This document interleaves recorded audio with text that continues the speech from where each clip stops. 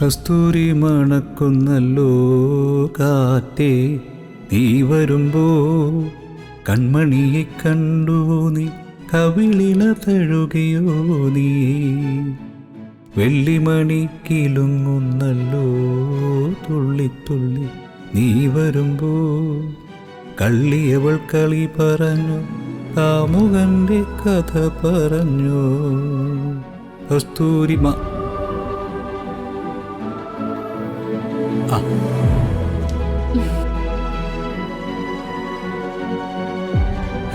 എന്താണോ?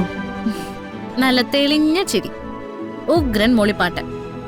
ഇതിന്റെയൊക്കെ അർത്ഥം എന്റെ ചെക്കൻ ഓക്കെയാന്നല്ലേ? കൊറേ കാലത്തിന് ശേഷം ഇത്ര ഹാപ്പി ആയിട്ട് ഞാൻ വരുണെ കാണുന്നത്. അത് ശരിയാണ്. ഞാനും താനും ഒന്നിച്ച് വീണവരാണ്. പക്ഷേ ആ വീഴ്ചയില് നമ്മൾ തമ്മിൽ വ്യത്യാസമുണ്ട്. എന്താണെന്നറിയോ? എന്താ പറയേ? എന്റെ വീഴ്ച ഭീകരമാണ്. അത് ഈ കുഞ്ഞുനാള് മുതലേ കണ്ടു ശീലിച്ച ഉയരങ്ങളിൽ നിന്നുള്ള വീഴ്ച. നടു തകർന്നു പോകും മോളെ.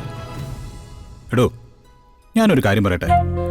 ഈ എന്റെ പിന്നിൽ ഇത്രയും സ്ട്രോങ് ആയിട്ട് താൻ ഉണ്ടായിരുന്നില്ലെങ്കിൽ മിക്കവാറും ഞാൻ എന്നെ തന്നെ അങ്ങ് തീർത്തു കളഞ്ഞേനെ.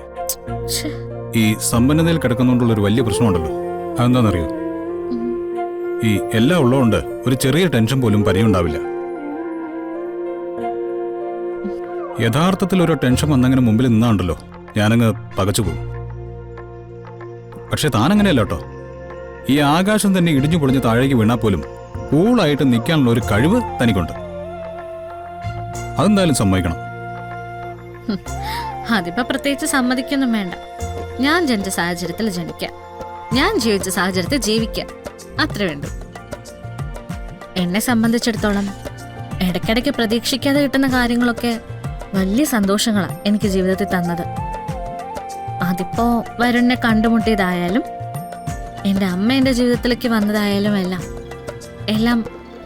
എല്ലാം ഒന്നും പ്രതീക്ഷിക്കാതെ കിട്ടിയതാ ഇതെല്ലാം.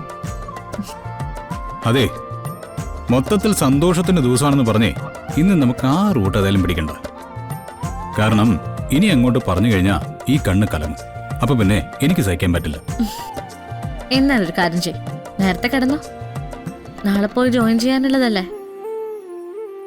ആദ്യത്തെ ദിവസം തന്നെ ഉറക്കം തൂങ്ങി അങ്ങോട്ട് ചെല്ലണ്ട. അങ്ങനെ ജോലിയിൽ ആദ്യത്തെ ദിവസം വീണ്ടും ഒരു കസേരയിലേക്ക്. ഇതുവരെ ഞാനിരുന്ന കസേരയ്ക്ക് മുമ്പിൽ ആള് വന്നിരുന്നു. ഇപ്പോ അവരുടെ കസേരയ്ക്ക് മുമ്പിൽ ഞാൻ ചെന്നിരിക്കുന്നു. അതെ, എന്നോട് സത്യം പറ, നല്ല വിഷമമുണ്ടോ അങ്ങനെ പോവാനും ചെന്നിരിക്കാനും ഒക്കെ? ഇല്ല. അല്ല, എപ്പോഴങ്ങനെ പറയുന്നോണ്ട് ചോദിച്ചാ? അതൊന്നും ഇല്ലടോ. എന്തായാലും നാളെ നേരത്തെ എഴുന്നേക്കണം, നേരത്തെ തന്നെ ഓഫീസിലും എത്തണം. കിടക്കാം.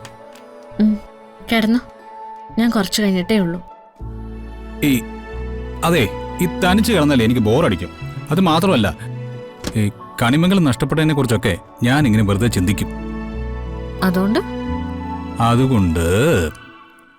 നമുക്ക് വേറെ ചില കാര്യങ്ങൾ ചർച്ച ചെയ്യാനുണ്ട്. ഇങ്ങ വാ ഇവിടെ.